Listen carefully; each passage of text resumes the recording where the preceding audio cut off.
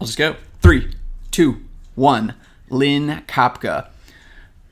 Let me start with a thought, because 5 minutes before you got here, and this will lead into a question. It's been one of my lifelong questions. I'm in a bit of a panic right now internally, because I spent the last 5 or 6 minutes looking for chapstick, and I'm one of those guys who, I don't know if I'm allowed to share. My girlfriend won't let me share chapsticks with anyone, but I could smell it maybe. But anyways, I didn't realize until maybe my early 20s when other dudes were pointing it out that there's guys that are just so anti-chapstick and look at you weird if you're obsessed with chapstick. Like, I put it on like 3, 4, 5, 6 times a day. And it's always, I don't have any memories of not putting chapstick on. And I'm rooting in my purse for my chapstick. Oh, because I know. Is this a psychological thing? Like, No, just me just saying chapstick, or do you feel you need it now? No, I'm not going to use it, but I'm going to prove that I have it. I believe you. And look. Ooh, Carmex. Oh, those are fun. Yeah, they're nice. Those are fun because they don't melt. That's what I like about the right, Carmex tubes. Yeah, and it kind of just rolls. And you could control the pressure of it. Yeah. I love it. Then my question is, what do you think about dudes who use chapstick a lot? Because I had no idea there was a stigma about it. That it was supposed to be just like a chick thing. I didn't realize there was a stigma. Okay, good. Thank you. Maybe it's just these weird guys. These guys that are like, nah, man, that's for girls, or gay guys. Like, that was my first friend. It's like, no, man, are you gay? I'm like, what? My lips need moisture. No, you should use it. It's sort of like if you need water, you drink it. Yeah, it's a very basic human thing. And then here, my girlfriend's dad, when I met him around the same time too, early 20s, and he had never used chapstick in his entire life, and he still hasn't. And he looked at me like, you're dating my daughter, and you're wearing chapstick? He's like, he looks at her like, who are you bringing home? Hopefully he's gotten over that. I guess I bring it up because I'm like, it's ridiculous. Thank you. You're reaffirming that I'm not the ridiculous one. No. I also saw you. I drove by you. You were walking down here. Yes. You were in the midst of a looked like a pretty good conversation. Oh yeah, so I was walking with Carla, who's somewhat of a new arrival to the neighborhood. She bought a rehab on Washington Street, and I don't know what we were talking about. Just probably a general conversation about urban life, redevelopment, economic development, the usual stuff that we get wrapped up in. And are you wrapped up in that? Oh yeah, that is my life. Making Troy better, making our neighborhoods better, building community. You know my shtick. Please, no, lay it out there for me. What was you and I have we've had street conversations, correct, as we said. Yeah. And yeah, you definitely seem tapped in and tuned in and plugged into this and engaged with we talked about the cat stuff. And, right. And that's just where it started. The more I talked to you and the more I had friends talked about you to me, I'm like, oh, Lynn Kopka, she's tuned into this area. She's little Miss Troy over here. Correct. Well, I want to have normal neighbors. That's good. It comes from a selfish place, right? Oh, definitely. It's all about me. But I do want normal, and I'm not sure how you define normal, but tolerable. Tolerable, yes. People who respect the neighborhood, who understand that you put your garbage out at the right time, you scoop your poop, not yours but your dog's. That you're just, out there friendly, just being part of the community. How long you been living downtown? Well, I went to Sage and never left, and I won't tell you when I graduated, but it's a long time. I'm terrible with math. You could tell me the year. I'll never figure it out. No, but your listeners will figure it out. And then they'll be sending like Social Security checks or something. That's not what happened. I don't know why there's still like a hesitancy for people to reveal their age. Like, when age do you think that starts? When did it start for you that you didn't want people to know how old you were? Actually, I wasn't that concerned about it because I could always pass for younger, because I'm like a midget and whatever. And I move really fast, so people don't quite know how old I am. But then the wrinkles start like piling on, and you start looking at people who don't have wrinkles, and it's like, oh God, I'm old. So I don't know when. Isn't that a I badge think- of honor at some point? Oh. Or did it start to creep in with you? Like you said, the wrinkles just start to accumulate. Yeah. And notice you're not even disputing. You're not saying, "Oh, Lynn, you look great." You're like agreeing with me. So I've hit that point. No, because it's great in relation to what? Like there used to not be old people, right? Like people everybody used to die at 30, right? Like I love being, and I know I'm going maybe 3, 4, 5, 600 years back, but still, even 100 years ago, 200 years ago, it was like old people didn't really exist. You know where I see this? My girlfriend and I, we lived in St. Lawrence County, New York for a while, and there's a ton of Amish people up there. Oh. There are no old Amish people. That we show up there with like my friend went there with her grandparents, and I show up with my parents. They're not that old, but they just stare because they're like they've never seen a person so old, like in their 80s, because that's a tough life. Those Amish, they're out there they're grinding 15 hours a day, so that put it into context, they die out like pretty naturally, and you know they don't have the access to medical care like we do. And they're tough. Like you meet somebody that's like a 30-year-old Amish guy, like I'm like they feel like they look like they're 50. Right. But their hand strength is like, whoa, you could crush me. Sure, right. But yeah, I think there's nothing wrong with being old is what I'm getting at. Like I think it's awesome. That's because you're not there yet. But no. So here, you just made me think of something. This is where I'm connecting here, because you said, oh, the wrinkles start to show up. A picture of me was taken last week, and I know most of my wrinkles are just from smiling. Like I'm always grinning and smiling, and there's a testament to that too. Like you should be proud of wrinkles. Are like, hey, I'm smiling. Okay, yeah. But I saw a picture of me last week. I was like, oh, I have that many wrinkles. That's what people see. Like there's so many like smile wrinkles now around my eyes and my cheeks, and I'm like, all right, that's just part of the deal. Like what am I gonna do? Like not smile or be dead? No, yeah, true. So I'm trying to make us both comfortable with age. Aging is awesome. I love it. Oh, Feel free to disagree. Tell me what I'm looking out for, though. All right, I've got my glasses on. You didn't have glasses lifelong? No. But look how cool you look in your glasses. Those are cool glasses. Well, they're sort of Harry Potterish, but they were, because they're, what are they, the triple things, so I can see far and near and whatever. Oh. So you didn't always have eye problems? No. Is it from reading books? I do read every single day of my life. I'll bet you do. I love people that I know when I'm meeting a reader. I love to read. I grew up reading. That's what we did. And I go from trash to serious stuff. Whoa. Like what? Like fiction, nonfiction? And what is trash versus serious? Oh, trash is like when you start out as a teenager reading Valley of the Dolls. You know, that's trash. Okay. But you just get right into it. And then you go on to Boy Captive of Old Deerfield, which is a very cool story written probably 100 years ago about someone who was kidnapped as a child in Old Deerfield, which is in Massachusetts, in like the 1600s. And then I'm reading a lot of Vietnam stuff. And it's interesting, you know, to read how people were thinking then and versus now. And I just read, I can't even think of the name of it, but it was a retrospective from all viewpoints. So they interviewed Viet Cong people, they interviewed South Vietnamese, they interviewed protesters, they interviewed American soldiers who were over there, government officials, and everybody had their own perspective. And it was just very interesting to see it sort of a global perspective. Global, not the correct word, but, you know, like seeing everything from a much broader perspective, not just like our perspective, whether you were for or against the war.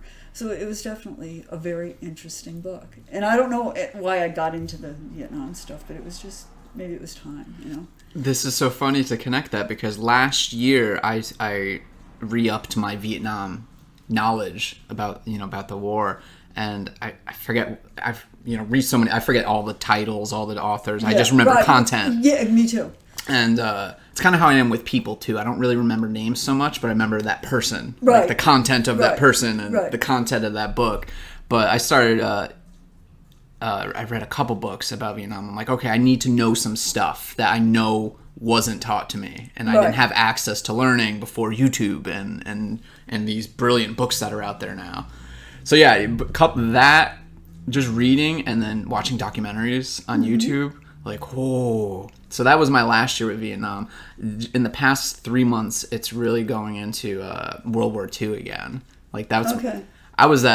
I grew up just watching History Channel. Like you Good talk for about. you. Good for you. Well, you talk about going from like what did you call them? Like whatever, the silly stuff to serious Right, stuff. right. Like The trash. The trash. trash. There you go. Like I still am that person. I do it like moment to moment. Like as a kid, I'd be watching MTV Beavis and Butthead, and then once that was over, I'd turn on History Channel and watch an hour-long documentary about Right. socialist Russia. Yeah. And or communist Russia, socialist Nazi Germany. But I love bouncing around like that.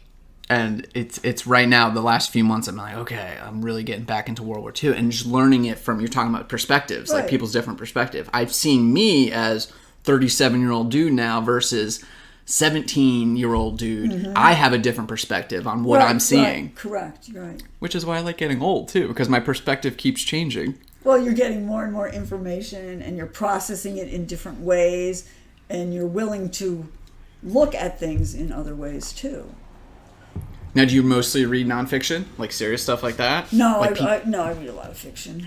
I'm just sort of all over the place. like the classics or new fiction. New fiction. Yeah, not the classics. I don't know why. I just, I'll read a review, scoot on down to Market Block Books, because I do support my independent bookstore. I was just there yesterday. Yes. Good for you, yes. And then I'll ask Stanley or Susan what they think of a book that I'm thinking of. They may say, oh, don't read that because we know your taste, Lynn, so go read this instead. So they will give me a different book to read. Do you find that successful, that they know you Oh, would yes. like? Oh, yes. Oh, yes. that's invaluable, isn't that? It is. And that's small town living, to like take us back to community. That I can go in and say, oh, I need like a beach read. And they'll pull out something semi-trashy. Or, all right, I'm done with trash. Give me something that's going to test my intellectual abilities, such as they are, and maybe lead me into something else. And then they'll pull out something and say, oh, read this. Okay. I lingered in that store probably about 6-7 minutes longer than I needed to, just because they were having conversation. Like when I go into bookstores, I wasn't like engaging with them. Like I don't know, Okay. There's something weird about bookstore. Like I just get so honed into the books. Like I kind of turn off people. That's what you should be doing. And so I lingered in there for about just 20 minutes on my own, but I stayed like an extra 5, 6, 7 minutes because they were talking about books and talking about podcasts book podcasts. I don't even know which ones they were talking about, but and I think you said his name is Stanley. Stanley does a podcast. Okay. Yes. Oh, okay. Maybe then I definitely need to talk to him then. Yeah. Oh, yes, definitely. Because he was talking a lot about books, and I guess he's going on vacation. He was looking for his vacation book. And just that process of what you just said about determining what you want to read and when and why. Right. It's fascinating to me because it's a game, right? To figure out what you want to read. Right. Do you read one book at once, or do you read multiple? No, I read one book at once. Have you ever tried reading multiple? Yes, because I may. When I was on the city council, I did a lot of reading about municipal finance and urban development and things like that. So I would be reading that for my job per se, and then I would need something light because that stuff can be really, grinding. It's dry, Right, yeah. and you're It's trying to figure instructional, out, yeah. procedural. Right. Yeah. How do I apply it to my job, and can I steal an idea from here, and can I blend it with something else, and can we make it work, and who do I have to pull in? And then it's like, oh, let's just do the trash. Let's just do the trash. Well, it's you're activating different parts of the brain too, right? Yes, correct.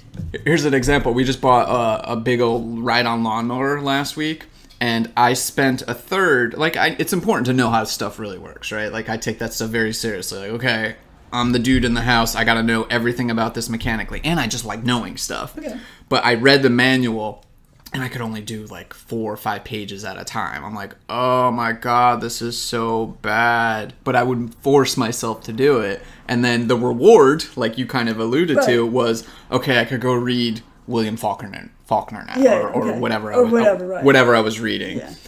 But to the multiple book thing, I have to ask you that because it's something I've only discovered about 4 or 5 months ago. I was like, you know what? I want to balance a bunch of books and have like, because I was found that I wasn't reading much fiction at all. Mm-hmm. I definitely gravitate towards nonfiction, and the last 70, 80 books or something were nonfiction. I was like, okay, I got to bring some fiction back in here. Yeah. So I found myself by accident. I was reading 6 books at one time, and it would just like, I get to bounce like, okay, because fiction can be hard for me just because it's because you're not whatever towards it. Yeah, like whatever that is. Like I definitely appreciate. I definitely really love reading certain really good, like William Faulkner. Like he's one of the greatest writers we have in American history. Mm-hmm. I think so. I love reading that, but I need to also read serious hard things. You talk about straining your intellectual boundaries. Yeah. It's like, okay, but that makes me feel good. When I'm reading fiction, I'm like, I don't know how much is being stressed right here because I don't know how much I'm learning. I'm just seeing character development, which is absolutely fascinating because character development, these are real human qualities we're seeing, right? Which you could apply to real world. Right. But I'm like, I also need to learn stuff. So I was zigzagging 5 or 6 books at one time, and I'm like, okay, for 2 days now, I'm gonna read about astronomy, and then the next day I'm reading Fyodor Dostoevsky, if you know any like crazy old Russian writers, like reading some of his books, and then Friedrich Nietzsche. Like I'm just introducing like this very hard stuff. I'm introducing this hard stuff because I find that I love it. I absolutely love it, and I tend to go through. I'm having a harder time finishing fiction than I am nonfiction. Wow. Like I talked to my friend about this the other day. I'm like, hey, I was doing pretty much 3 or 4 books a month, and with nonfiction. But now when fiction's thrown in there, maybe it's because it's summer too. Maybe I'm outside and I'm going for more hikes now. That's when you want the lighter reading, though. I guess so. Yeah. See, maybe I need to do that because it is summer. It's not like you're hunkered down under the covers and you can just do something a little more intense. Summer's like light. You're right. See, that's what I am asking you this question because I want to read fiction because I know it's good, but my brain is like, no. Like, but I find that reading multiple at the same time, I'm able to get through faster. But right now, I've cut out the nonfiction. I'm just reading fiction because I took it from 6 down to 1. And before I start with 6 again. And yeah, I'm having a hard time finishing this last one. Maybe you're picking the wrong fiction books. Maybe. Ooh. All right, I'll look into that. I'll think about that. Figure out, I don't know what works for you. I don't know what works either because my favorite story of all time is Lord of the Rings, the movie and the books and The Hobbit. But still, even with those, when I last read them several years ago, I'm like, this is still hard. Like, this is still hard for me to get through. And it's my favorite. I don't know, Lynn. Huh, interesting. I don't know. It is. But that's my suggestion to you is if you really want to stretch out what you have intellectually and really just keep your brain on guard, is read multiple books about different topics. I found that I was retaining things better, which was really weird. That was the weird thing. I think it would be the opposite because you like set the book down, flip to something else, then you have to go back and it's like, what? Now, what were they saying? What were they doing? And I thought that would happen. The exact opposite happened. Like I was retaining more and more of the more I read. I'll have to try. Please try it. I tend to zero in. Like I read a day in the life of Ivan Denisovich or whatever, and I read that when I was at Sage. And I was in the library. It was like May, so it was hot. I had probably eaten, and I'm sitting in the library and I'm like freezing and starving. Because I got so into the book that I was feeling everything he was feeling. So I get and I remember that all these years, like, sitting there like, oh my God, it's so cold. I'm so hungry. And, it's May. And Like, I've never gone without a meal, okay? But I was so into that book. Wow. And this was as a student As at Sage? as a student at Sage. And I was probably reading it for God knows what course, but that's how I tend to read. I just get so involved in the book. Was that the first time you discovered that you were like engrossing yourself into this book and the outside world stopped mattering? No. It's just the way, I mean, I've always read. So, and my parents, we were encouraged to read, never watch TV. It's like, you read. And and when you have that sort of a mindset that reading is important and that you're supposed to absorb from it and learn from it and relate to it, you really do see it as just not a book, but I don't know, extension of yourself? I don't know. It's just very weird. But I just love to read. There's so many ways to think about that. It's because we boil it down to, because it's so hard to describe, that we just say, "Oh, I love books." It's a love of books, right? That's a simple way to say it. But in a weird way, it is. Although there's certain things like science fiction and fantasy, I would never read that stuff. Why you dismiss them so fast? I'm sorry, I brought up Lord of the Rings. Yeah, I know. But I have read Lord of the Rings, but I'm just not geared towards. Although I love murder mysteries because they make me feel more normal. Because I'm not a serial killer or anything. And I like having butchered my parents and put them through a meat grinder or something. Is that how you feel while reading a murder mystery? Like, yeah, thank God. I am. Is that why people read them? I think so. It's like, then you feel normal. Like, hey, I haven't killed anyone. I haven't buried a body in the yard. It's like, I am healthy. Right? I could see that. And when you read true crime, you think, oh my God, what's wrong with these people? Wow. Do you think that's why people read fiction? Like, really, like, that dirty fiction? I don't know. You just gave me something to think about. Like, is that why? Because as a person who doesn't read much fiction, I'm like, why I understand to a degree why so many people are drawn to it, because it's like, it's an escape. It's an absolute escape. But it's like, it's more than an escape too. Like, you're learning at the same time. You're visualizing and you're interpreting, and like, I hate to read a book and then go see the movie. Like, I don't like to do that. I don't think I've ever done that intentionally. No, I've never done it intentionally either, but when I have, it's like, ooh, my mind is better than the movie. It's depth, right? Right. And it's not just depth in the book. It's depth of you, right. Like your interpretation of what you're reading, like you being at Sage and just like freezing and like, who am I? Like, why am I so obsessed with this? Right. This is crazy. But you didn't want to put it down. I know that feeling. Yeah, I know that feeling. It's been a while since I've had that kind of book. I mean, I don't know the last time I had that feeling, but I know that feeling. For me, it's mostly like, I'm gonna stay up all night. Like, I'm supposed.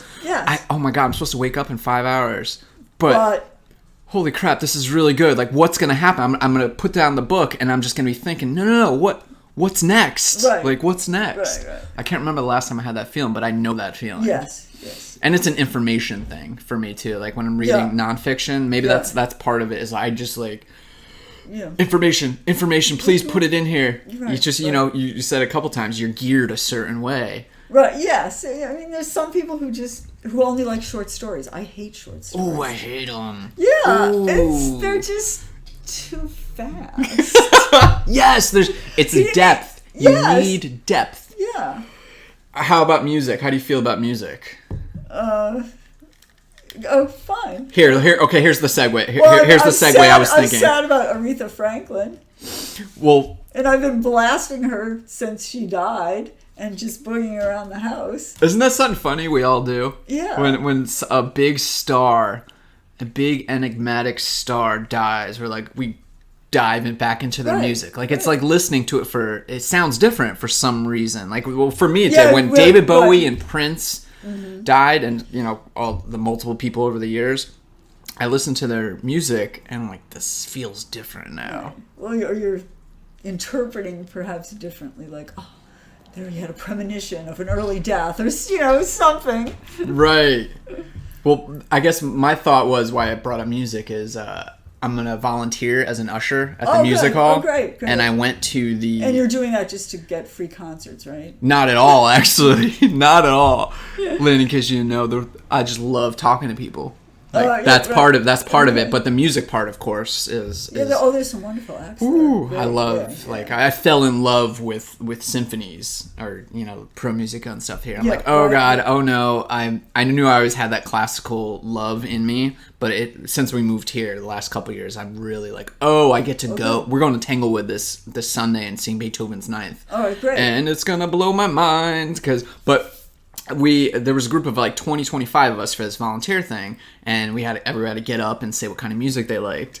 And you realize I kind of assumed that kind of room of people, because a lot of them are just going for the shows. Right. They're like, I love everything. I can't just pick one. And I get it. Like there's a lot of people like that just can't pick one. But then there's a couple people that stood up and like, I can't stand rap. I can't stand opera. I'll listen to everything else. I can't stand country music. And it's like agree there. For me, all three of those things, just rap. And I was just kind of like, people repeatedly brought those things up. I'm like, yeah, those three genres to me just seem like they're lacking depth, kind of like a short story. Mm-hmm. Like whereas say Beethoven is like a 6-inch novel Correct. Of music. Every symphony of his, every piece is just like so deep, and it's so complicated, and it makes you feel something. It's not just the music; it makes you like, oh my god, like you're on a ride. Right, because you can really see or feel and hear the mood changes and what's going on in a symphony, and that it's not a static thing. That it's just all encompassing because it tells a story through notes. And I think that's what a novel is doing as well. Why people like us would hate short stories. Right. It's like you're just getting to the point too quick. Correct. This is so superficial. That's how I feel about country music. And I lived in South Florida for a while, and I started to fall in love with some country music when I lived down there. But then I realized after not too long, I was like, oh, this is all the same. Like, there's Alan Jackson and a couple other handful of guys that Garth Brooks has good music. Like there's some little bit of depth there, but for the most part it's all just like short stories. Yeah. It's all like, I'm on the back of my pickup truck with my girl drinking beer, like grasshoppers are everywhere. And I was like, I can't listen to so much of this anymore because it's superficial. So it's a short story. There, you just help me. Good analogy, yeah. You just help me connect a metaphor. Analogy. And it's the same, but those people at the music hall, it was kind of like they didn't like short stories. Like these were like novel people, right. That needed depth. Yeah. And those are fun people for me. Interesting perspective, yeah. All right, so I don't know what a segue is, but I'll just hit you with my thoughts. So you said, I didn't know that you were on the city council, right? Yeah, I was. And you mentioned that. What was that? What was that deal like? What was it? Why did you do that? I guess is the first question. And what was the end result? Why did I do it? I was asked to run for mayor, actually 3.5 terms ago. And I said, sure, I'm willing to do that. And we battled it out, and I didn't win the support of the committee. So then they said, well, your consolation prize is you get to run for city council. And oh, thanks. So I ran for city council and won, and became president for that term, and then ran for 2 subsequent terms. I don't know how anyone can spend their life being an elected official. It is incredibly time-consuming if you do it correctly, because you really need to know what you're talking about. You need to understand what's behind the magic curtain, and you need to figure out how to convey that to people so that they understand why you're voting in ways that they think are totally bizarre. Like, you're raising my taxes. Like, you know what? If I don't, no cop is going to respond to your phone call, and nobody's going to pick up your trash. So let's go with that tax increase. So it's really difficult. It's really difficult.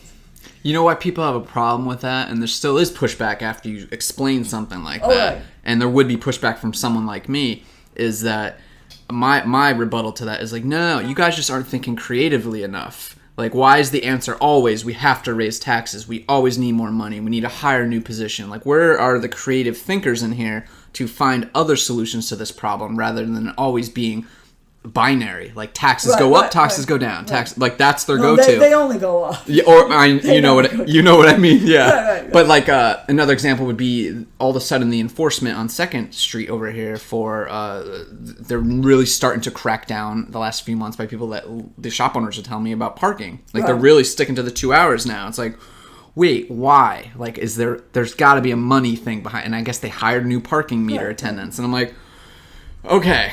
It's always the same solution. Whatever I've lived for as long as I've been alive, it's always the same solution. So I get frustrated. I'm like, give me all of the information. Give us more of the information, which not everybody wants all that. Like you said, the behind the curtain stuff. And you really need that, because you might say, oh, it's simple, just fix it. It's like, you don't need to raise taxes. You can do X, Y, and Z.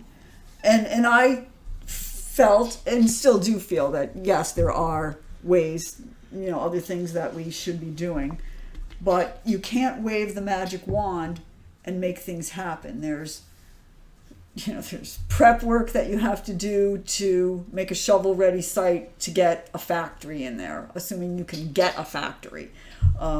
You have to, you just have to have an extensive network of connections and knowledge to be able to make things happen the way you think that they should magically happen, because it just isn't that way. So, I know that instinctively. I worked for the New York State Senate for many, many years. So, and I worked for the Division of Housing. So you understand how things fit together, because they do. And if you do something here, it will affect here, and it might be a bad way that it's affecting here. So what do you do to build this but not kill that? And so it's very tricky. And I'm not like trying to run away and say, oh, we shouldn't try or whatever, because we do try, and we sometimes fail and we sometimes succeed. But everything is interconnected, and stuff is just not that easy. Yeah, there's a lot of moving parts to keep civilization going, right? I guess the perfect example what you made me just think of, the glaring one here in downtown, is Monument Square. Like, what's that? Like, I've been here for 2 years, and people were frustrated with it when we first moved here. Right. How long has it been just that schmuckus lot? At least 7-8 years. Oh boy. And I personally thought that they never should have torn the building down, gut it, fix it. You could have made it into a pretty cool, funky building for certainly a lot less money than we've been spending on rent and moving from hither and yon, and just fix it. But was the building fine? It was pretty ugly, but that doesn't mean that you couldn't have made it interesting and funky and appropriate with some creative... Get creative people in, which we have. Troy has an abundance of now. Yeah. And we could have had a design competition. We could have done a number of things. And I don't know what the mindset of was the mayor who tore it down, but it clearly, there was no thought as to, well, okay, we tear it down, then what? And it's been, 4 iterations of RFPs to get us to a point where it can be developed. And it's a complicated parcel. It's, it's not huge, but it's not small. You've got underground utilities that affect it. You've got seawall, you've got right-of-way, you've got access for this, for that, the other thing. You've got buildings on either side. You got the view. Right. People like that view. Right, yeah, now they love it. But if you look at photos of what used to be there, it was, just a row of warehouses, essentially, and no view. And it probably would have been pretty scuzzy when it was originally built. Like, oh, look at the condition of the river. Because everything was going into the river. Right. Not a good time to look at that. Right. And it was really more industrial because it was a working waterfront at the time. So it would have been serving the population with deliveries and whatnot. So it was totally different 150 years ago. So I don't know what you do with it. Should it be housing? Should it be office space? What should it be? Should it just be open and let's throw in the towel and develop it as green space, entry to the park? What do we do with it? And everybody has a different opinion, which of course complicates things. So I don't know. But it's been a hole for a long time. And it's sort of like, oh, okay, it's there. And now they're starting to decorate the fence. We had the one mitten. Yeah, thing. One glove. Then it just, they take away the G and the one, and then it just spells love. And I'm like, that's cute. Yeah, so, we can be creative. And actually maybe a beautiful fence that is decorated. Like you could put hanging planters. You could do all kinds of things. Stuff along the sidewalk, whatever. So, hey, these beautiful iron gates all around Troy. Right. Like just make an iron fence. Yeah. Like a really old wrought iron fence. One of my ideas about it, or just visions of just like walking around, I'm like, and I'll throw my opinion of, because everybody has one, but I know multiple people like, this should be a flower garden of some sort. And I think for sure that's what it is. You get that nice wrought iron gate up there, and then down below, like have something that no other place around here has. And nobody has a gardens. Like Troy Gardens would be so great. People, one of the biggest complaints is, and it solves several problems, is no one has any place to go hang out. Like, say they come from the farmer's market. They come in from Brunswick, Latham, we're all around, right? Or just any of these rocking on the river and whatever it is. There's no place to like hang out with like a family. Like just to hang. I've heard this complaint many times, and living here, I'm kind of the same way too. Like, well, you got a few benches here, you could kind of sit there, but there's no really like communal place where everybody's just chilling. And we go to so many cities, travel all around, and a place like Ottawa or Montreal, there's just these gardens, and you just go hang out and you walk through the gardens and there's people and it's nice. And it's like that, since we're in kind of like a competition, so to speak, like with Schenectady and Albany, like Schenectady went and got a casino. Like, okay, they can have it. Like, please have that. Yes. And Albany, who knows what Albany is doing? But Troy would be like, it's already the prettiest city of these three, for sure. This is the most walkable, most manageable. Architectural, you're right, with most walkable. And let's keep it more walkable and have more greens. Like, just make it prettier, so much prettier than these other places. But I get it. Economic developers don't think that way. Well, there's also it's one thing to set it up, then you got to maintain it. And that's your problem, is maintaining it. So you see the conditions of some of the parks in Troy. We have all these little tot lots and basketball courts and just little parks tucked all over the place. And they're very neglected, not because we want to neglect them, but because there's just not the manpower to take care of the smaller parks. So it's easy to set them up. It's then, how do we maintain them? How do we keep them healthy? How do we engage people to take ownership of them so that it's their park? And a great example, there's a park at 112th Street and 1st Avenue in Troy. So as you come over the Waterford Bridge, it's right there. And it's really the folks who live in Lansingburg. I think, well, I don't know if they bought the parcel or if they just said, city, don't sell this parcel. We're going to make it into a park. And it's a group of volunteers, and they have made it into a beautiful park. And I don't think anybody thought that they could do it. And they did. And it's all volunteer, so you have to get new ones every year because you'll burn them out every year because they've got to weed, they've got to plant, they've got to, I think the city mows it, but the beauty of it is created by the folks who tend it, not by the city. And to me, that's the perfect combination of how we should do municipal parks, that there's ownership by either people living around it or who use it or who feel an affinity for it, and they're there, just making it beautiful as opposed to making it utilitarian. See, I'm glad you said this, because I've had this, heard the objections to the gardens idea as well, and of course I thought them myself too before.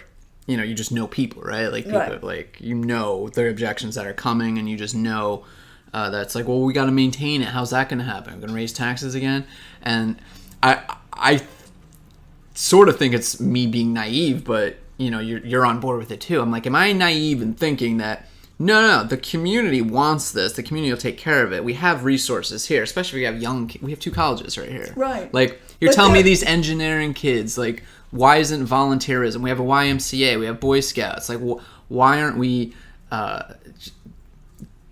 getting these groups together and saying, all right, this month it's the Boy Scouts. This month it's it's RPI's engineer. They're environmental engineers up there, right? Like, hey, here's a project. You got Sage with their stuff. Like, just me and you. Like, okay. Like I said, I'm going to volunteer at the music hall. And you're right about burnout, because that was kind of they always need new crops of usher volunteers. Yeah.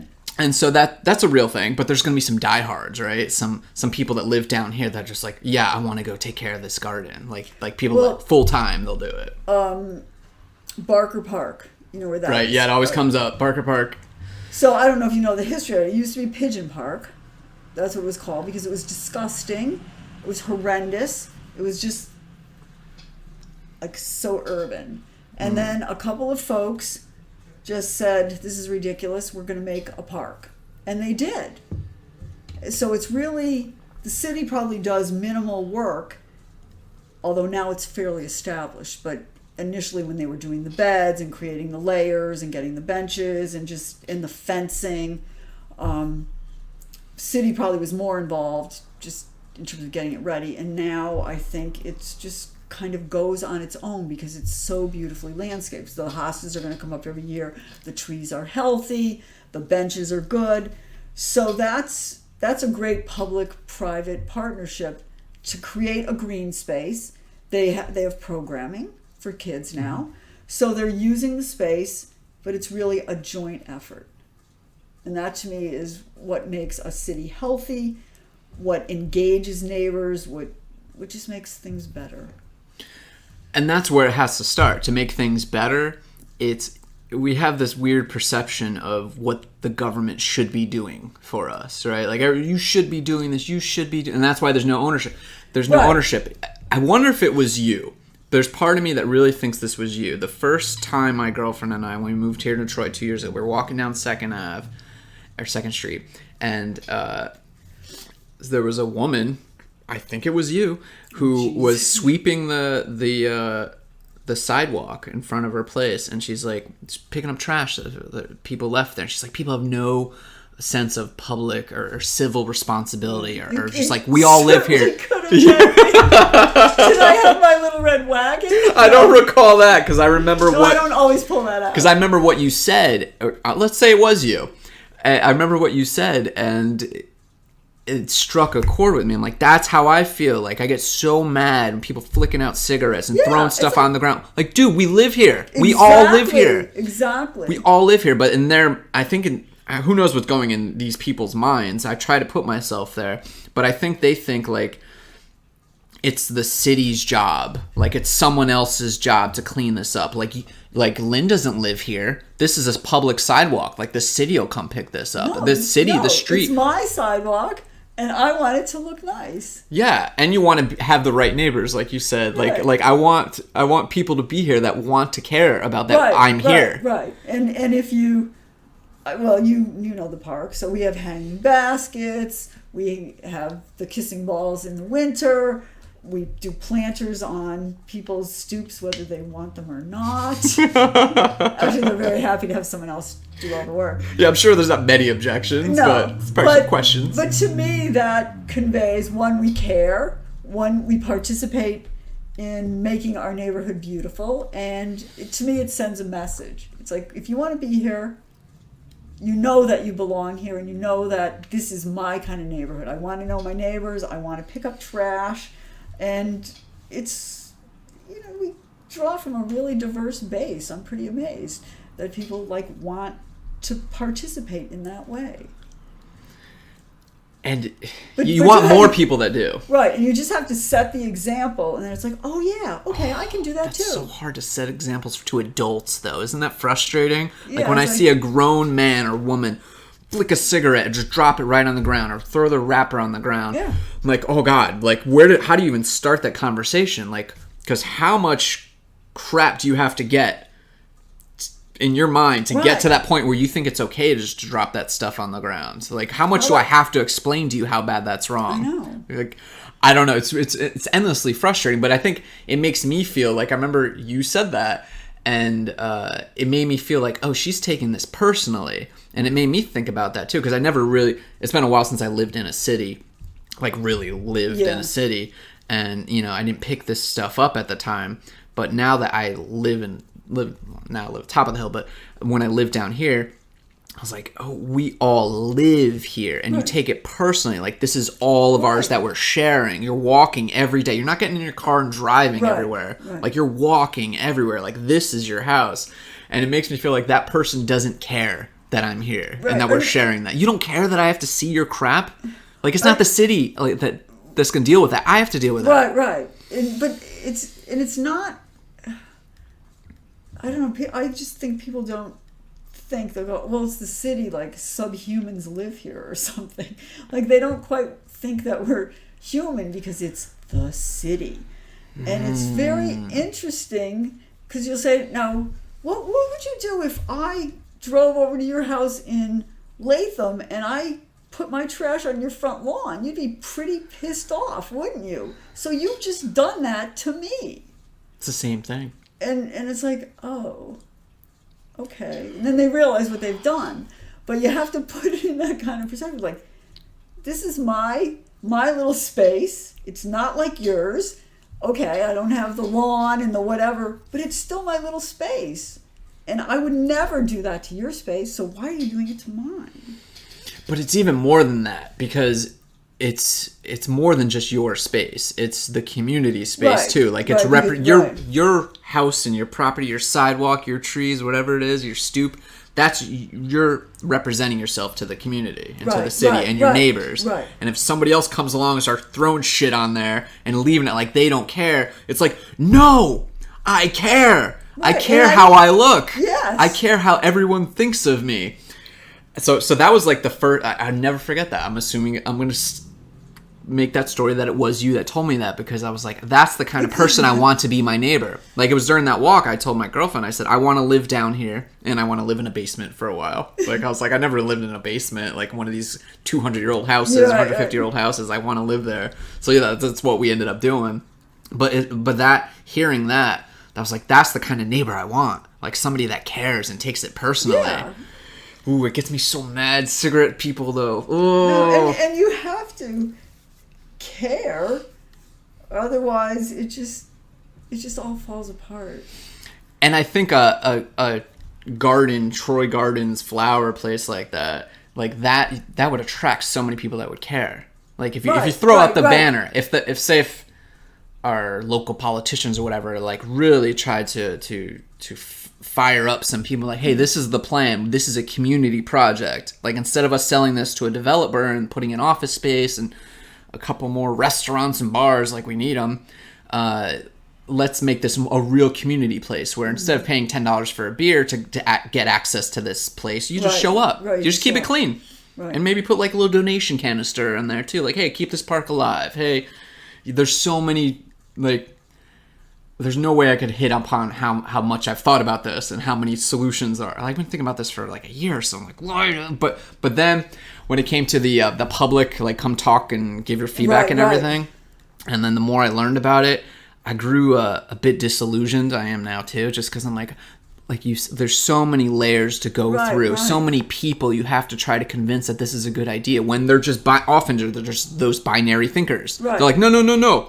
economic development, we need this, but they don't understand beauty is such a magnet. People travel across the world to just go to beautiful places, and this is already a beautiful place. Like these buildings, you complement it with a garden. Right. Goodbye Albany and Schenectady. Like everyone's gonna want to come here. All these businesses. Then you can start really building out more. Build more south and more north, which is our kind of our problem now, right? Although it's already happening. I mean, North Central is now like booming. You've got School One, the new apartments from whatever the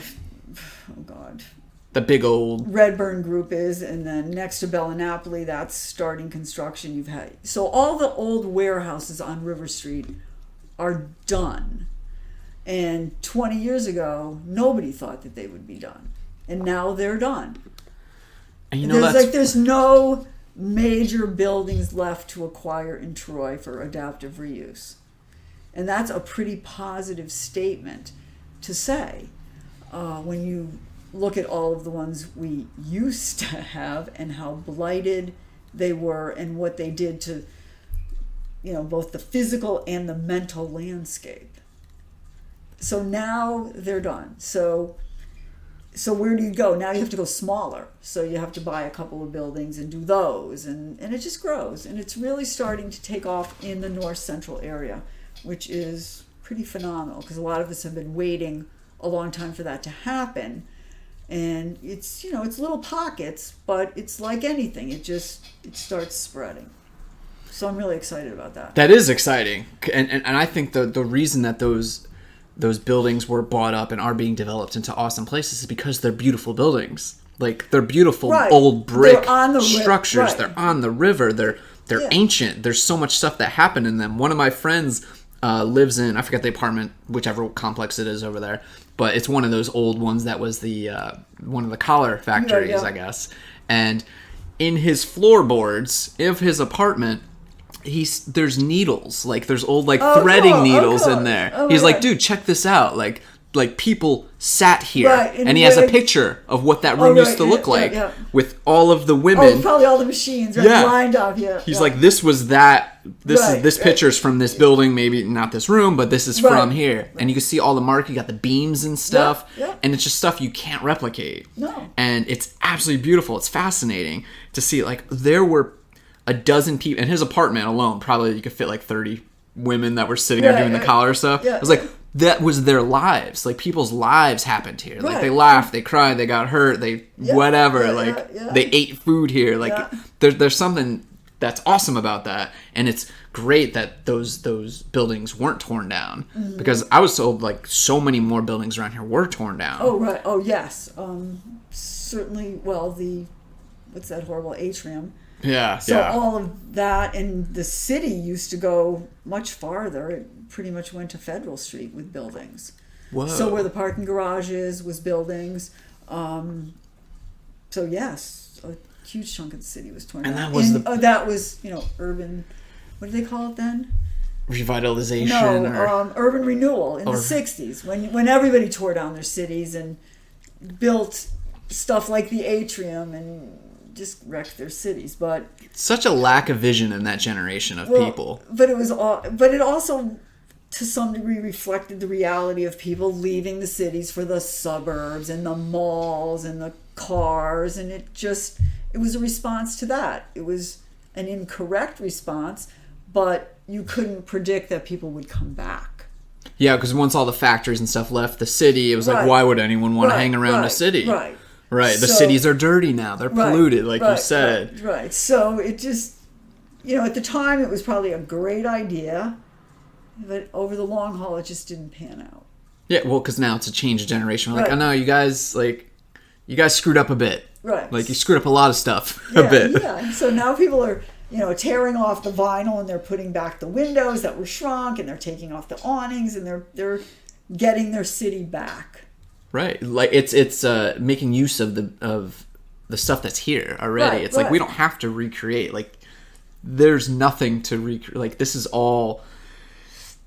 It's so historic and so pretty. It's like you can't build something that's going to outshine something that's already here. Right. And my generation, we love old shit. Like we're so nostalgic about bricks, and I collect bricks. I got like 50 bricks at home.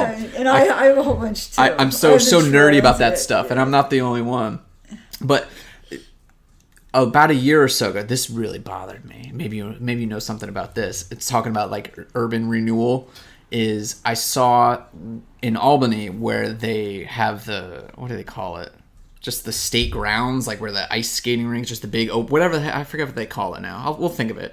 Right. But it used to be Little Italy, and I guess back in the '60s they just totally raised it and then built all these municipal buildings, all the state government and stuff. What do we call that? Empire Plaza. Empire Plaza. There. Thank you. Oh yeah. Well, there's a wonderful documentary. That's what I saw. The PBS documentary. Yes, okay. And I was so mad. I was like, oh, cool. I get to learn about local history. Right. And then I'm watching. I'm like, I didn't know there was Little Italy here with hundreds and hundreds of houses. Oh, yeah. And like these really cool houses and these Italian neighborhoods. And they tore it all down and kicked the people out so they could build this. Like, they made me mad. But it was good to know. But they had show old pictures of what it was before. And I'm like, if Albany had that right now, they'd be like, this is pretty cool to have. Like, because there were some cool buildings that I saw in there. Oh, yeah. No, obviously there was some substantial housing stock. There was probably worker housing that was less substantial. So it was probably a pretty good mix of stock, but it's gone. That helps Troy, though, because Troy didn't destroy all their beautiful buildings. And there's actually a downtown here. Albany's very confusing to me. Well, it's a very confusing city. It's the hills that kill you. So, I mean, there's no center. It's confusing. Right. It's like, okay, you can walk around here, walk 3 blocks here, 3 blocks here, but then just turn around because you don't want to go any further that way. And there's like 5 different areas of Albany that feel like that. Right. Whatever. I don't care about all. I'm done talking about Albany. I don't like that place. All right, fine. Here's something that disturbed me. Last night we went to the Valley Cats baseball game, and did you know this? That all of the mayors around here have their dumb heads. Yeah, the bobblehead. That bothered me a lot. That's bothering me now. Again, that I'm thinking about it. I don't know why. Like what? I don't know. I think it's that whole government thing. Like I don't know. I think it's like why are they cartoon characters? It seems a bit arrogant to me. I don't know. I've actually never thought about it. It's just been a tradition. Don't they have costumes or something? I don't know. There was a dude walking around with a big Patrick Madden head, Kathy Sheehan, and the other guy, and McCarthy, and just wearing normal clothes, and then they would go out there and dance and be silly and stuff. And I'm like, I don't think this is cool. Like I don't know. It's rubbing me the wrong way because the whole city, the politics, like it's a serious thing.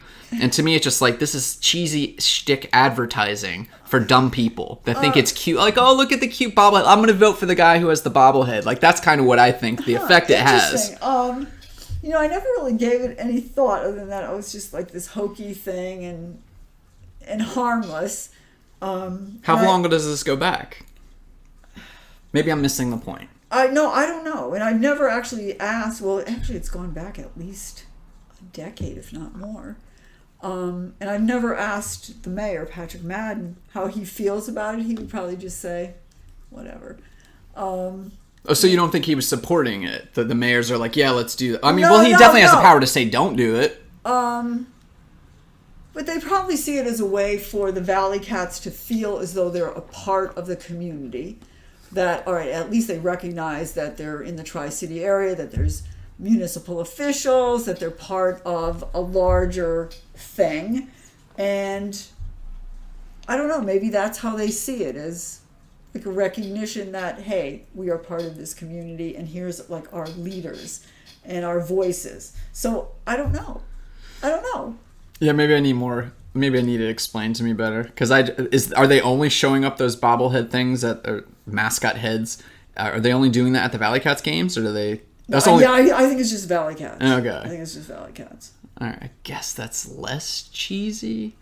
But I don't know. Here's where I had a problem with it. Because, I mean, we know we're New York. We know we're a very liberal area.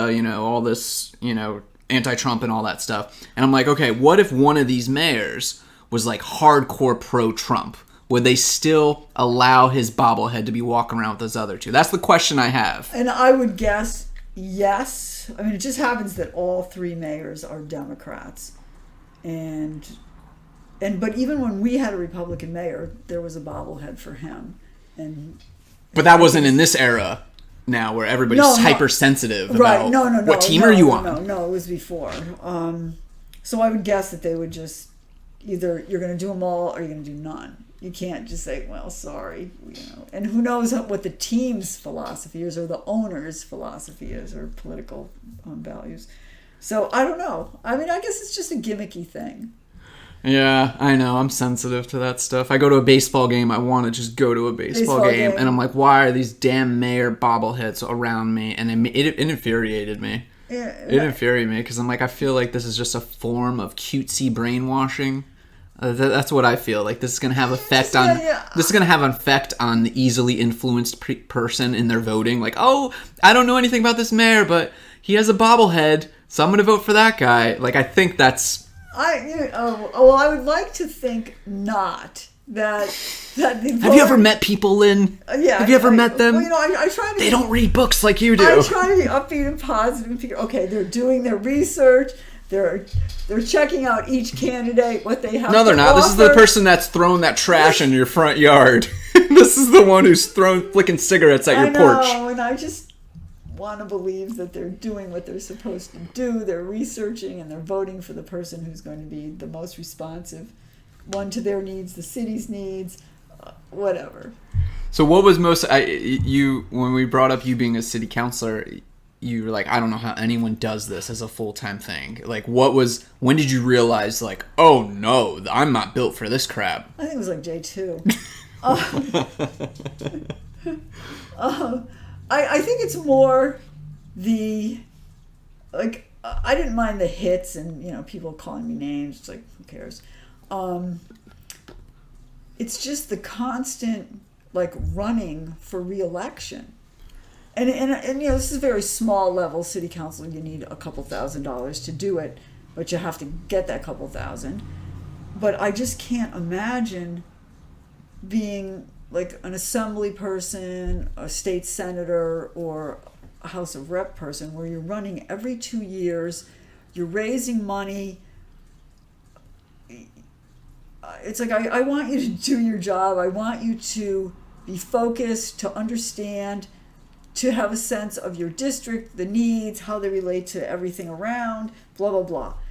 And how can you really do that effectively when you just have to keep running and running and running? And I think that, we can get into discussion of term limits, but you really don't know your job till you've been in it for at least a term and a half.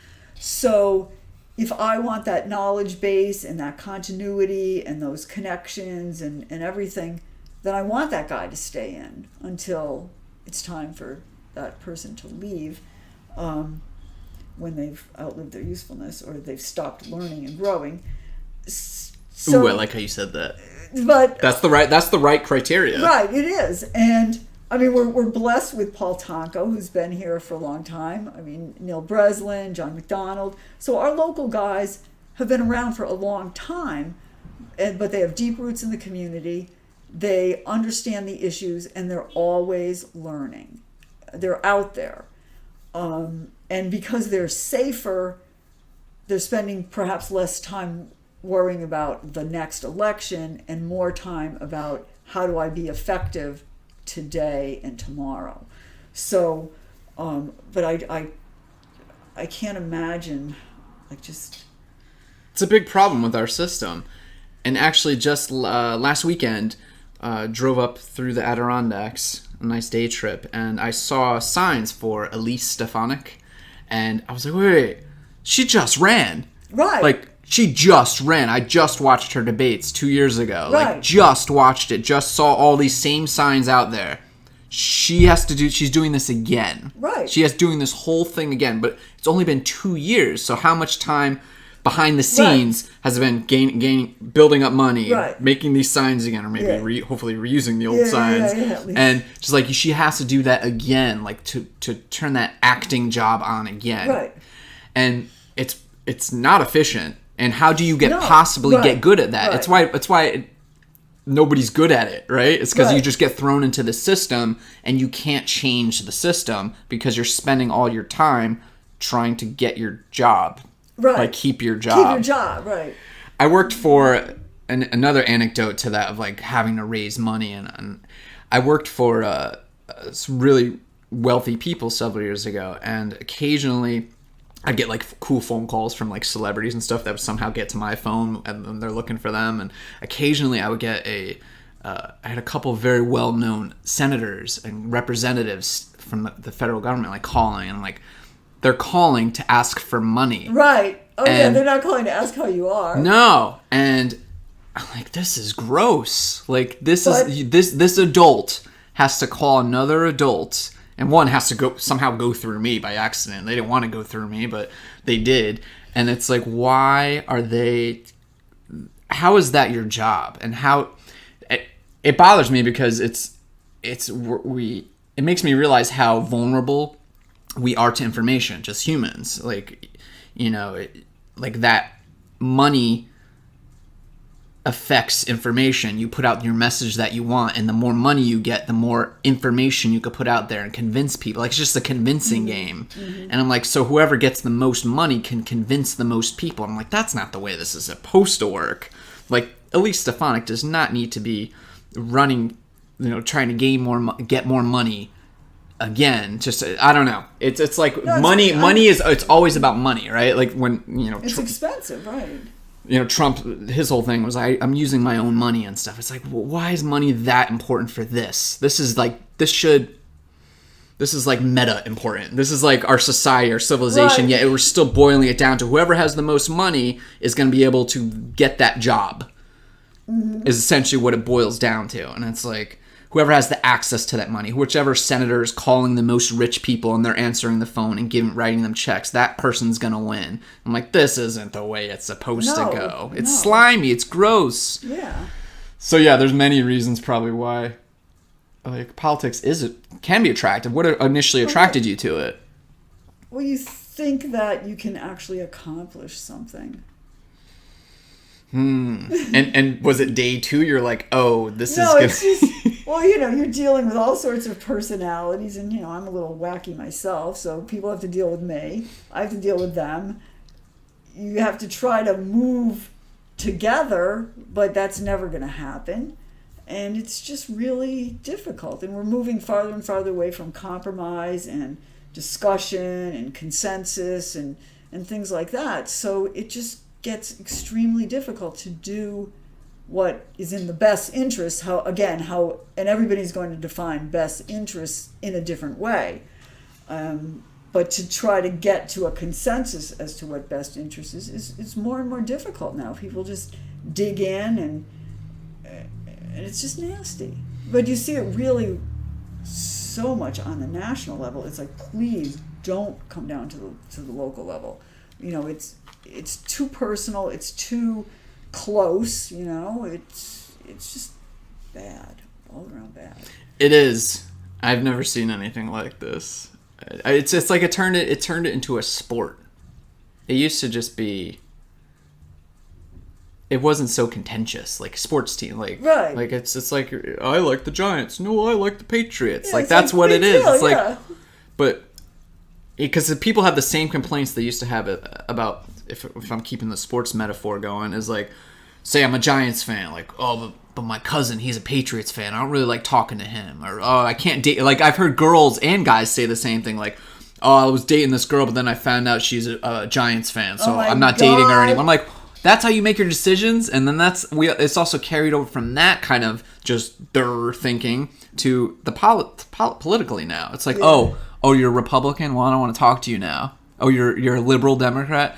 For me, I get my liberal friends think I'm the most conservative person they've ever met. My conservative people think I'm the most liberal person they've ever met. So I'm like, okay, I'm probably in a good spot. Right. But they won't talk. Like several conservative friends, like, liberal. Like, how could you talk to those people? And then it goes the other way too. know, I'm like, and it's so guys, bad. don't you realize how much fun it is talking to the person with Plus, a different perspective? Each has ideas that are of value, and if you get a decent discussion going, you can actually arrive at a point where you can, start partially agreeing or pulling out strands that make sense and maybe work with this, and then you create something that works for everybody.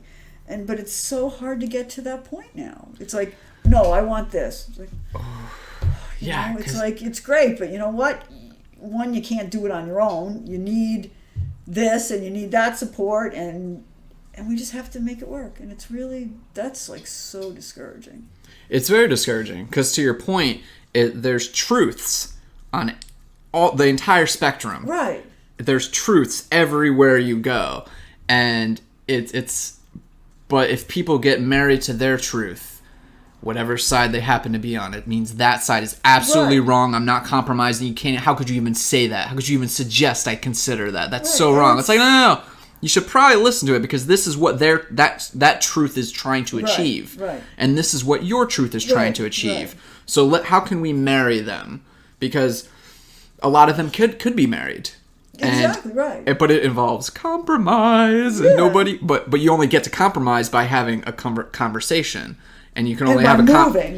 Each side has to move, and you can only move by making things a little uncomfortable. But people don't like being uncomfortable. People don't like a little contentious, because most of us do not want any sort of conflict, like whether it's physical or it's verbal. It makes you feel like shit.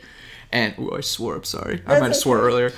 You swore on the phone to me earlier, so you're okay with it. Fine. Totally what am I apologizing for? I was like, wait, she opened the door somewhere. I remember her swearing. Okay, that's fine. I lost my point there. There's your waters too, by the way, because I didn't tell you. But yeah, it's like you need to have uncomfortable conversations, but so many people don't like being uncomfortable about anything. Like even if, because this always circles back to those cigarette flickers. Like if you try to have a conversation with that person, they would get mad at you because you were making them feel uncomfortable, and they would yell, and you can't tell me what I'm doing. You don't blah blah. Like there wouldn't be. You would hope they'd be like, because you don't even want to say that to someone, because you're like, the reaction you're gonna get, and you see that politically too. Actually a lot of them seem to like fighting each other, but it's the same kind of. You're not allowed to make me uncomfortable, so I'm going to lash out at you. I don't want to hear your ideas. They make me uncomfortable. No. Right. And then it's like there's no compromise because there's never a conversation. Right. And I don't know. It seems very unusual in the past 10 years, and it's just getting like, obviously now it's like, oh, what are we dealing with now? Like, what is this? Like, what do we do about this? Like, I don't know. It's a weird... I don't know. People are weird, and it's becoming more and more exposed. Thanks to the internet, I think, is the main driver. Well, we could get into how bad all this social media stuff is. Oh, but I'm a different generation, and I'm sorry, but I like face to face. Somebody shooting off something on a keyboard, you can't read their expression. You can't hear the undercurrent. You don't really know what they're saying. I mean, you know what they're writing, but you don't know what they're saying. And I just find that really pathetically awful. But, that's a generational thing. Like, I would much rather chat with you than, do something that's so anonymous. And I think it's very destructive. It's very destructive. And I know we can certainly generalize and say it's a generational thing, because it certainly is. But someone like me, I have zero interest from day one with social media. And I'm talking, I was 21 when I don't know if you remember Friendster. That was like the first one. That was a precursor to MySpace. It was like Friendster came out in 2001 or 2002, and then MySpace like a year or two later, and then Facebook, and then Facebook, and then Twitter, and Instagram, all these things. From day one, so I was 21. I was like, nope, not interested. This looks dumb. And then when MySpace came out, and everyone in college around me was, MySpace, you got to go on your MySpace. What's your MySpace name? And I'm like, I have no interest. Like, I never signed up. I know. I think I spent 1.5 minutes total ever. Like, oh, that's what it is? I get it. It's dumb. I don't want anything to do with it. And I saw Facebook, and I was like, oh, I get it. Okay, I spent a minute on that. I was like, okay, I get it. I don't need to do this. This is a waste of my time. This is dumb. And it's all that. But no, you get to post what other people do. I'm like, no. You don't understand me. Like, I need to talk face to face. Like, I need to. Because I'm already misunderstood face to face enough. Like, that's already enough. You throw me, and I've dipped my pinky into the, like, hey, let me test this theory out. Let me see if I can have a real a meaningful interaction online through social media. Right. So I might have tried that like twice or 3 times over the past 15 years. And each time it's like, nope, that's not at all what I was saying. Nope, okay. Exactly. And I'll turn it Right, off. right. I'll unplug it. I did that with Reddit recently, if you know what Okay. Reddit is. And because I thought that was supposed to be a little bit more intellectual, a little bit more like communicative and, actually trying to discuss things. And it was like, nope, they did not. There's just venom. Yeah. And like, okay, I'm not interested. Yeah. And so, yeah, I mean, the whole reason I do this podcast is because of this. Like, in a world that's surrounded by social media, and you walk down the street and people are on their phones. And the baseball game last night, how many people are on their phones? We got to dinner, people are on their phones. I know. And I'm like, that's never been me. It makes me very uncomfortable. I feel very alone. And like, this is like, I don't feel alone. Like, at the end of this, Lynn, this is the happiest I am all day today. Like, talking to you like this. It's very, I don't know. I have a Facebook page because when I ran for office, I had to set one up, right? I've never been to it. People will say, hey, I sent you a message. It's like, I don't go to my Facebook page. Send me whatever you want. I'm never going to see it. And honestly, God, I don't even look at it. Because why? And I don't look at anybody else's. Like, I don't care what you ate for breakfast, and I don't want to look at a picture of your hard-boiled egg because I don't care. And there's a huge element that you know that it's fake, right? Like, like, hey, you're just taking a picture of what you want me to see. We all know that, right? Like, you're just trying to present your online version, and you want that to affect your real-life version, which they don't mirror each other whatsoever. It's like, never. I heard this the other day. These Instagram models, if you're familiar with Instagram, it's basically like pictures and stuff. Yeah. Mostly pictures. It's probably the most tolerable one. Yeah.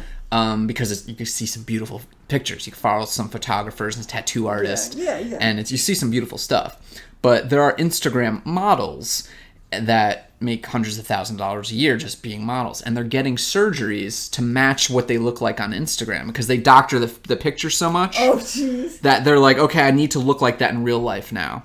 What is going on? That is bizarre. What is going on? So someone like you and like me, it's been especially weird for me because it's been my peer group that's been doing this. Right, so I've been an outside observer for, call it 15 years, of just watching what it does to people.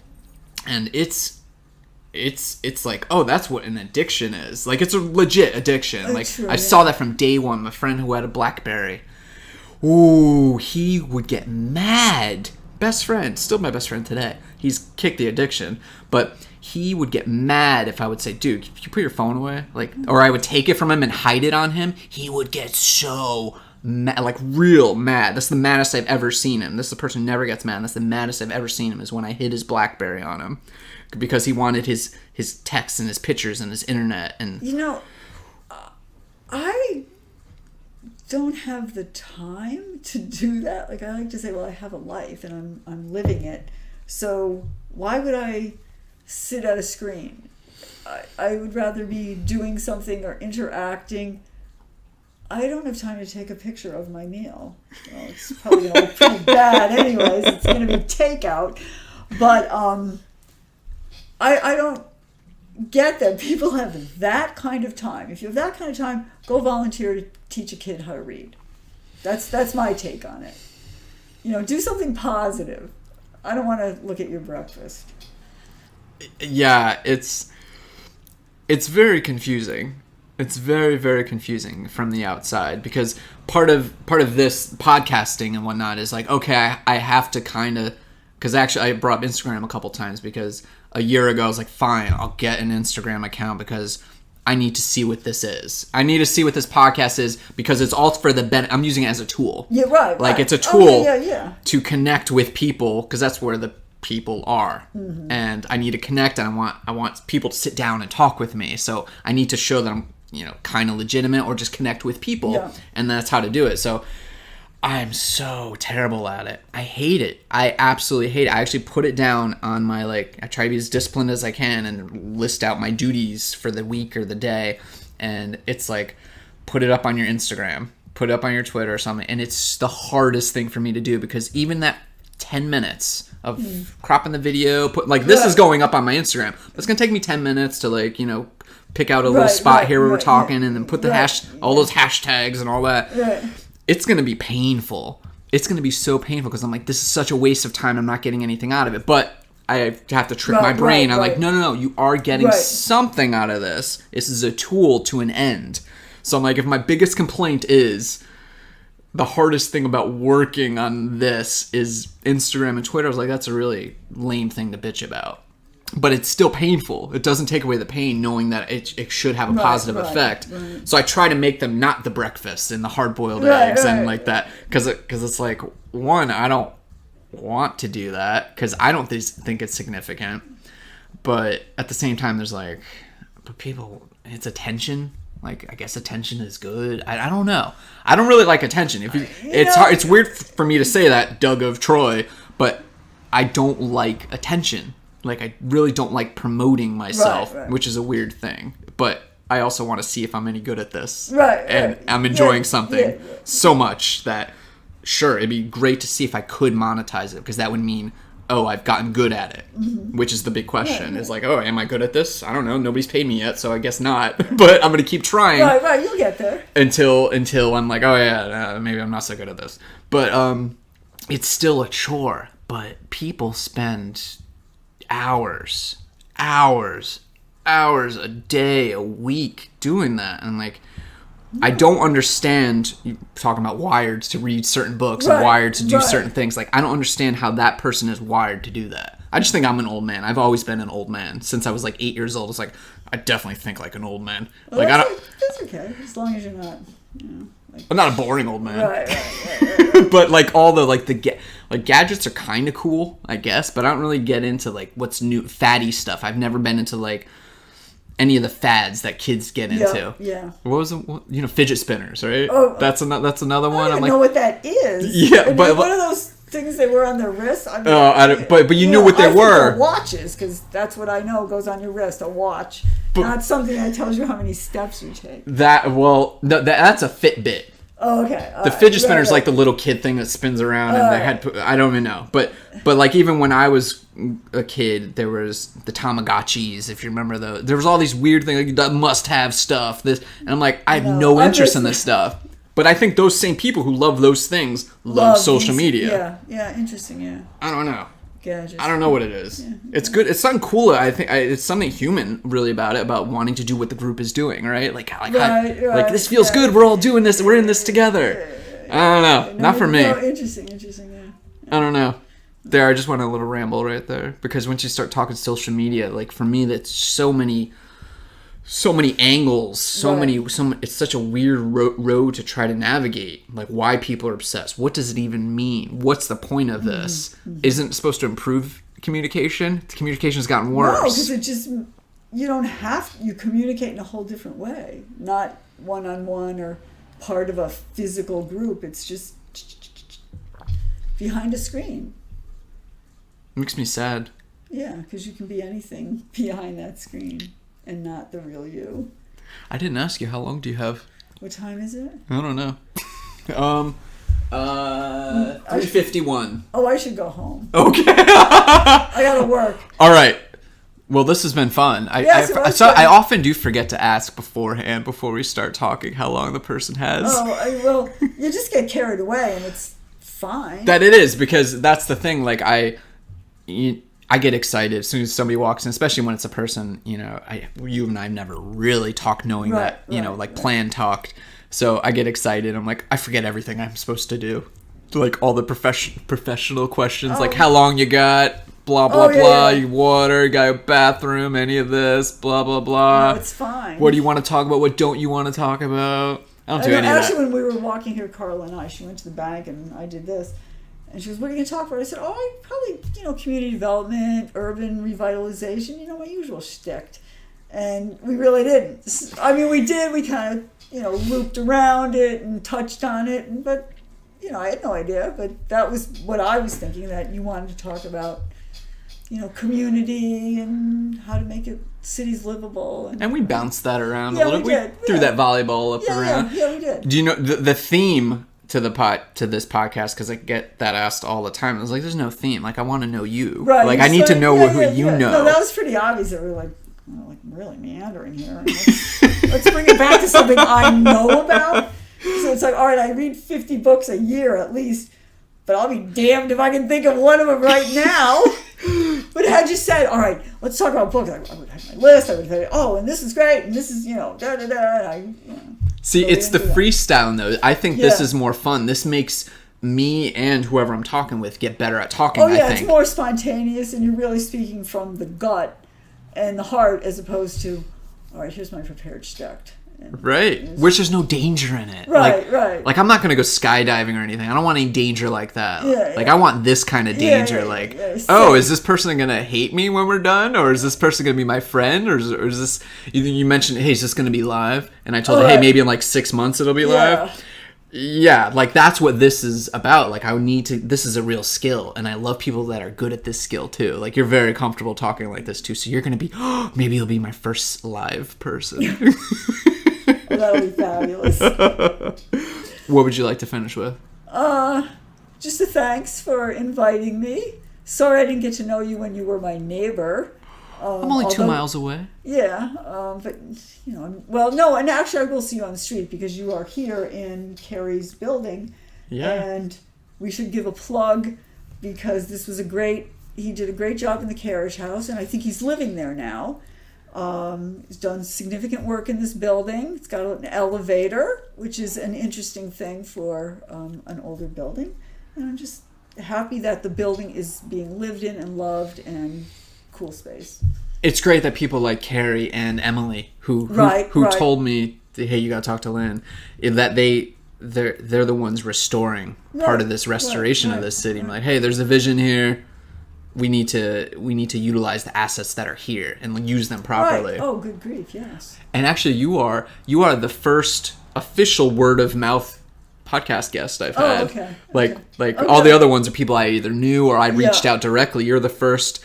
Hey, you should go talk to Lynn too. And I was like, okay, fine. Okay, so you're the first one. So bravo. There, maybe you'll be my first live one. Maybe not. That'll be cool. But I'll do it. You're my first word of mouth person. So for that, I thank you. No, thanks for having This has been fun, and I know you have so much more to talk about. So let's do it again some other time. Shut up. We didn't even talk about your cats. We didn't even talk about cats. Oh, we have to because that's a really pressing issue in communities with abandoned and stray cats.